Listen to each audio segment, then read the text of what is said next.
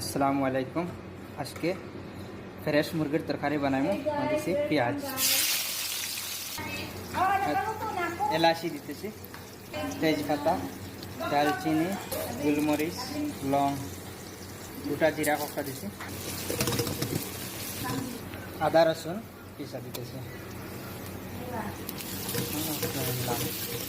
কাঁচামরিচ মাঝে দিয়ে কাটিয়ে দিতে আছে আধাখানি করে। এটা হলো দেশি মুরগ, ঠিক আছে। দেখুন দেশি মুরগ বালা করে ধুইয়া আনছি, লেবু দিয়া রস দিছি, লবণ দিয়া বালা করে পরিষ্কার করে রাখছি ধুইয়া। এখন আপনার তরকারির মধ্যে দিতে আসবে, কষাইলে তেল এই সব মুরগি মশলার সাথে।